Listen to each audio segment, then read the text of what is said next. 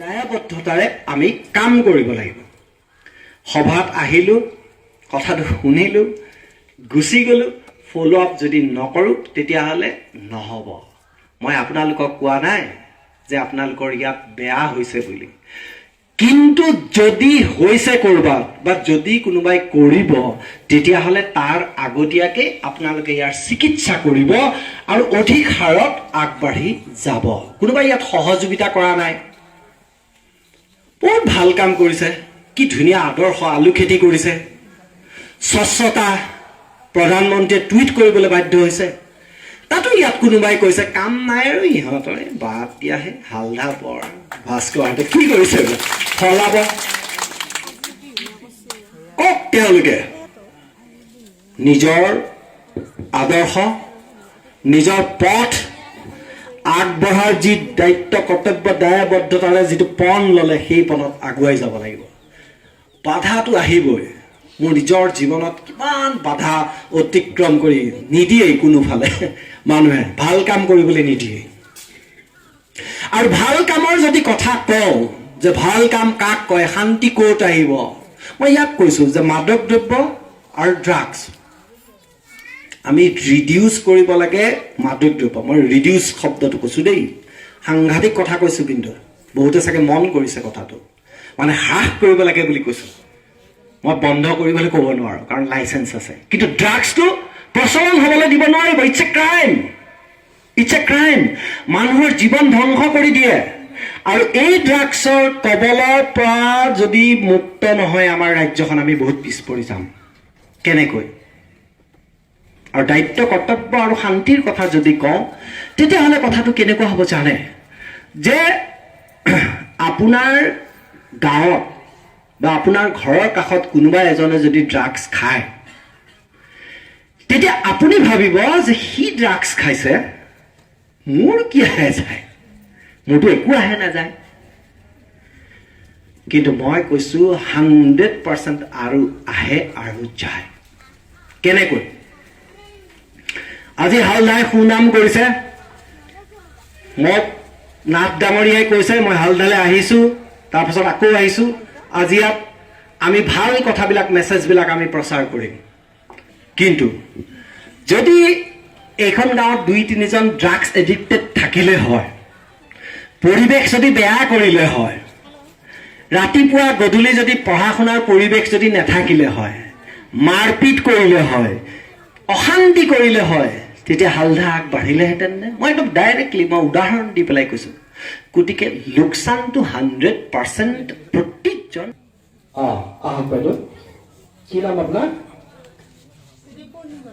পূৰ্ণিমা নাথ এইটো অলপ খাই যাওক মই কেনেকৈ জানো আপুনি কৈছে পানী বুলি কৈছে মই খাবলৈ দিছোঁ খাওক কৃষ্ণ ক'লে মানে হেৰি হৈ যাব কি আপুনি আগত খাইছিলে কিয় পানী মুখাখন খুলি লওকচোন কওক পানী কিয় পানী কিয় মানে পানী কাৰণে পানী বুলি কৈছো কেনেকৈ জানিলে পানী বুলি নাই খাওঁতে গম পালো খাওঁতে কেনেকৈ গম পালে খাওঁতে পানী আগতে খাই পাইছো আগতে খাইছে পানী মইতো ভাবিছিলোঁ আজি আপুনি প্ৰথম পানী খাইছে আচ্ছা বাইদেউ এখেতে কোৱাটো বহুত ঠিক হোৱা নাই আপুনি কওক এই কেমেৰাটো ধৰিব লাগিব মই আকৌ পিছত হিচাপ নিকাচ কৰিব লাগিব আহিছে নাই কেমেৰা মই পানী বুলিয়ে খাইছো পানী বুলি খাইছেগে ভাবিছে হয় কিয় ভাবিছে? পানীয়ে লাগিছে পানীয়ে লাগিছে হয় কোনোবাই ক'ব পাৰিব নেকি যে একেবাৰে পানী কিয় বুলি কৈছে পানী বুলি কিয় কৈছে কিয় কৈছে পানী বুলি এই সোৱাদ নাই কোনে কৈছে পানী সোৱাদ নাই সকলোৱে সোৱাদ থাকে ডিচকালাৰ কালাৰ আছে নাই ফিল্টাৰ পানী আচ্ছা শুনক এখেতসকলে কৈছে যে এইটো পানী তাৰমানে যেতিয়া একদম সৰুৰ পৰা তেখেতসকলে খাইছে তেতিয়া পানী বস্তুটো গম পাইছে তেতিয়াৰ পৰা এতিয়া ডাঙৰ হৈছে বয়স হৈছে 40 ক্ৰছ কৰিছে বেছি হৈছে বুলি ক'লে বেয়া পাব নকওঁ এতিয়া আকৌ মহিলাই আৰু বেছি বেয়া পায় এতিয়া কথাটো হ'ল কি যে পানী যেতিয়া খাইছে তেতিয়া কি হৈছে পিয়াহ গুচিছে পানী যেতিয়া খাইছে যে এটা ফিল হৈছে যে গাখীৰৰ বেলেগ চাহৰ বেলেগ পানীৰ বেলেগ এইখনসকলে মাদক দ্ৰব্য নাখায় গতিকে মদৰ টেষ্টটো অৱশ্যে নহয় জানো যি খাইছে জানে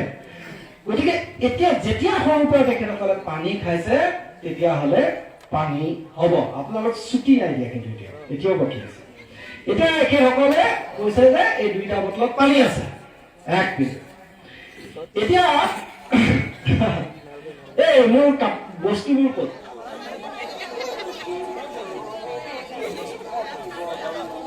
আজিতো মই হালধাত সেইকাৰণে আহিছোঁ যে হালধাৰ প্ৰতি মই আকৰ্ষিত হৈছোঁ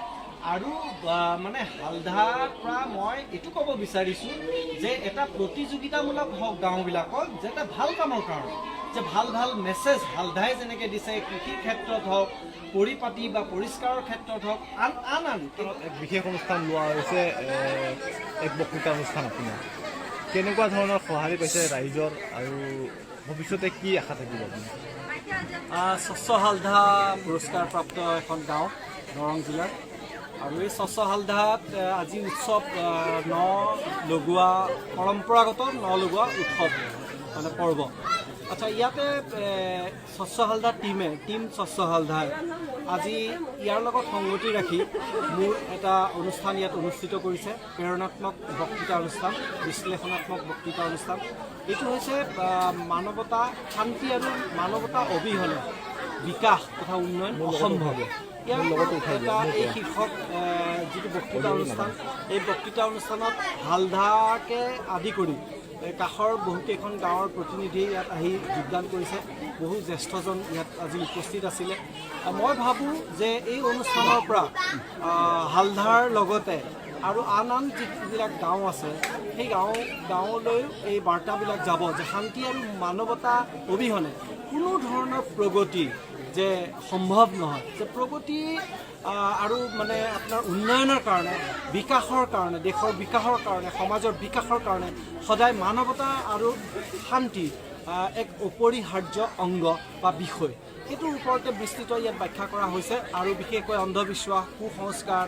মব লিঞ্চিং ড্ৰাগছ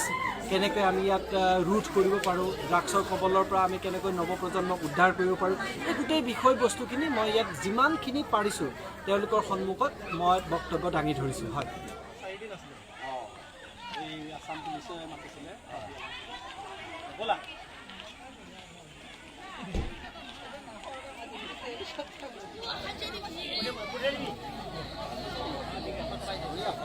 Opa,